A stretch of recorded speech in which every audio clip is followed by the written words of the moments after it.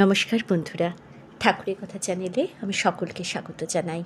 পরম গুরু শ্রী শ্রী রাম ঠাকুরকে প্রণাম জানিয়ে প্রতিদিনের মতো ঠাকুরের কথা নিয়ে আমি অন্তরা আপনাদের কাছে।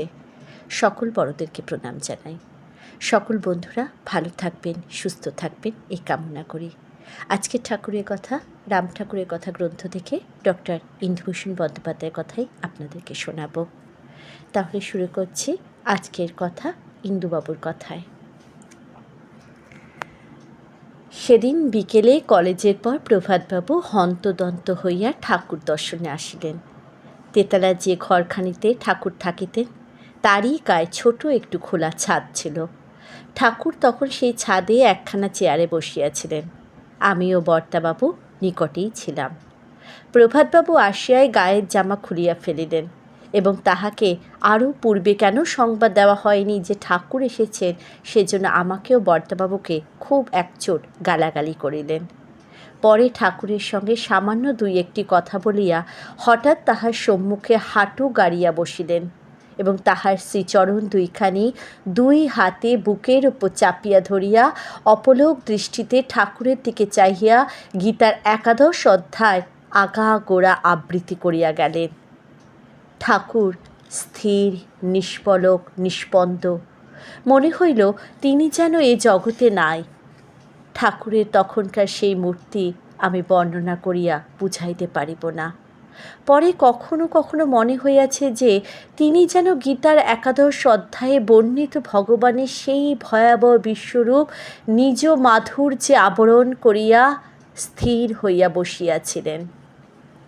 আবৃত্তি শেষ হইয়া গেলে প্রভাতবাবু ঠাকুরের চরণ যুগল ছাড়িয়া দিয়া স্থির হইয়া বসিলেন এবং গলদ অশ্রুলোচনে অনেক কাকতি মিনতি করিয়া ঠাকুরকে একবার তাহার বাড়িতে পদধূলি দেওয়ার জন্য অনুরোধ করিলেন। ঠাকুর বলিলেন যে এ যাত্রায় যাওয়া সম্ভব হইবে না, কিন্তু ভবিষ্যতে যাইবেন এইরূপ প্রতিশ্রুতি দিলেন। ইহার কিছুক্ষণ পর ঠাকুর একাকী বাহির হইয়া গেলেন। প্রায় সঙ্গে সঙ্গে বর্তাবাবুও চলিয়া গেলেন। তখন প্রভাতবাবুকে নিরিবিলি পাইয়া জিজ্ঞাসা করিলাম যে হঠাৎ ঠাকুরের প্রতি তাহার এই অনুরাগ কী করিয়া হইল। প্রথম দর্শনের পর আমাদের মধ্যে যে আলাপ আলোচনা হইয়াছিল তাহাতে তো এতটা কিছুই বুঝিতে পারি নাই। প্রভাতবাবু বলিলেন যে ইতিমধ্যে এমন কিছু ঘটিয়াছে যাহাতে তিনি স্পষ্টই বুঝিতে পারিয়াছেন যে ঠাকুর ভিন্ন, তাহার আর অন্য গতি নাই। কথাটা তিনি আমাকে খুলিয়া বলিয়াছিলেন, কিন্তু সঙ্গে সঙ্গে অনুরোধ করিয়াছিলেন যে আমি যেন কখনো প্রকাশ না করি। সুতরাং এ বিষয়ে আর বেশি কিছু বলিতে পারিলাম না। প্রভাতবাবু ঠাকুরের ফিরিয়া আসার অপ্রতীক্ষায় আরও কিছুক্ষণ অপেক্ষা করিলেন এবং তৈল লঙ্কা সহযোগে ছোট এক থামা মুড়ি, কয়েকটি সন্দেশ, 2 পেয়ালা চা, 4-5 ছিলিম তামাক ও প্রায় 1 প্যাকেট সিগারেট ধ্বংস করিয়া বাড়ি ফিরিয়া গেলেন। ইহার কিছুদিন পর তাহার মলঙ্গা লেনের বাসায় প্রভাতবাবু সস্ত্রীক ঠাকুরের আশ্রয় পাইয়াছিলেন। সেদিন ঠাকুর রাত্রি প্রায় 10টার সময় ফিরিয়া আসিলেন। দেখিলাম যে তাহার সে অতি সাধারণ উড়ানিখানার পরিবর্তে তিনি একখানা উৎকৃষ্ট মটকার চাদর গায়ে দিয়া ফিরিয়াছেন। চাদরখানি খুলিয়া ঝাড়িয়া পুছিয়া অতি নিখুঁতভাবে ভাঁজ করিয়া আলনায় তুলিয়া রাখিলেন। ইহার পর 3 দিন ধরিয়া চলিল এই চাদরের সেবা। দিনের মধ্যে অন্তত 5-7 বার চাদরখানি খুলিতেন, আবার পরিপাটি রূপে ভাঁজ করিয়া আলনায় তুলিয়া রাখিতেন। যত্নের আর সীমা নাই। আমার মনে হইত যে শিশুরা খেলনা হাতে পাইলে যেমন প্রথম প্রথম তাহা লইয়া মত্ত থাকে, অথবা শিক্ষার্থী বালক যেমন প্রমোশনের পর নতুন বই পাইলে কয়েকদিন কিছুতেই আর সেগুলো ছাড়িতে চায় না, এও যেন ঠিক সেই রকমই। এ যে কি মধুর ভাব তাহা বলিয়া বুঝানো যাইবে না। এই কয়েকদিন ঠাকুর কিছুক্ষণের জন্য সন্ধ্যার পর একাকী বাহির হইয়া যাইতেন। তৃতীয় দিন দেখিলাম যে তিনি কাপড়ের খুঁট গায়ে জড়াইয়া ফিরিয়া আসিয়াছেন। সেই মটকা চাদরখানি কিন্তু নাই। জিজ্ঞাসা করাতে বলিলেন, যার চাদর তার কাছেই গেছে। আরও খুঁটিয়া প্রশ্ন করিয়া জানিলাম যে জনৈক ভক্ত চাদরখানি ঠাকুরকে দিয়াছিলেন এবং তিনি আজ ওইটি অন্য একজনকে দিয়ে আসিয়াছেন। চাদরখানি যেন এই দ্বিতীয় ব্যক্তিরই প্রাপ্য এবং ঠাকুরের কাছে জিনিসটি এই 3 দিন শুধু গচ্ছিত ছিল মাত্র। আমার মনে হইল যে সেই জন্যই বুঝি চাদরখানি এত যত্ন এই 3 দিন ধরিয়া ঠাকুর করিয়াছেন। নিজের জিনিস অপেক্ষা পরের গচ্ছিত জিনিসের দায়িত্ব যে অনেক বেশি।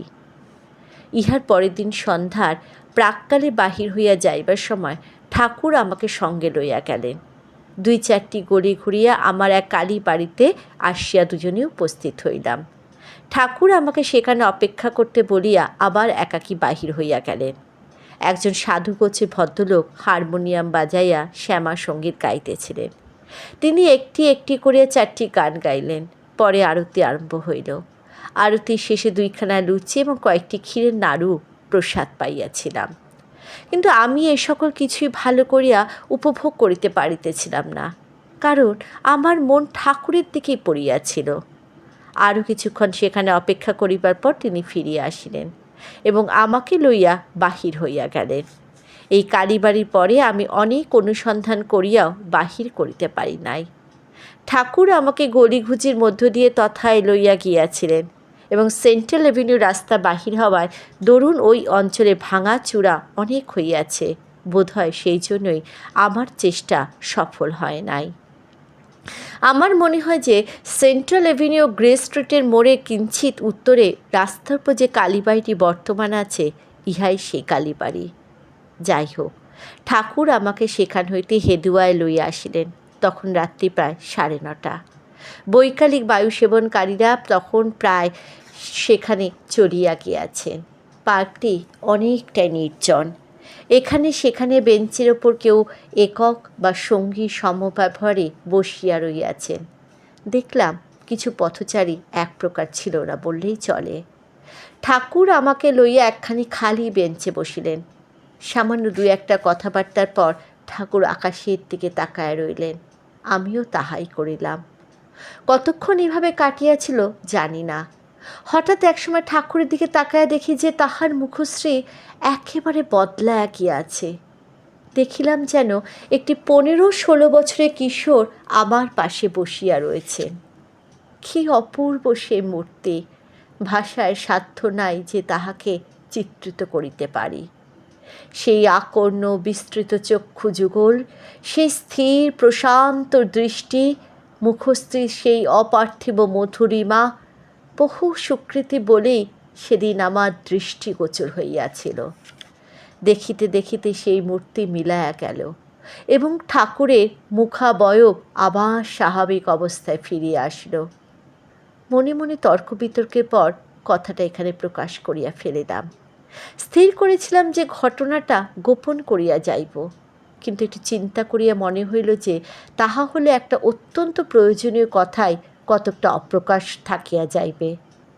ঠাকুরের সংস্পর্শে আসিয়া আমি প্রতিনিয়ত উপলব্ধি করিয়াছি তাহার এক দুর্নিবার আকর্ষণ। আমি তাহাকে চাহি নাই।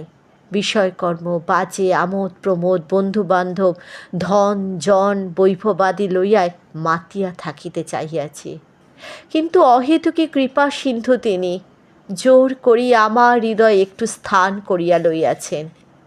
ঠাকুরের সংস্পর্শে আসিবার পর এরূপ ছোট ছোট ঘটনা আমার জীবনে কয়েকবার ঘটিয়াছে এবং নিঃসন্দেহে বলিতে পারিয়াছি যে এগুলি তাহারই অনুগ্রহ। তাহার প্রতি আমার আকর্ষণ অটুট রহিয়াছে, ইহার যথেষ্ট সাহায্য করিয়াছে। জয় রাম, জয় গোবিন্দ।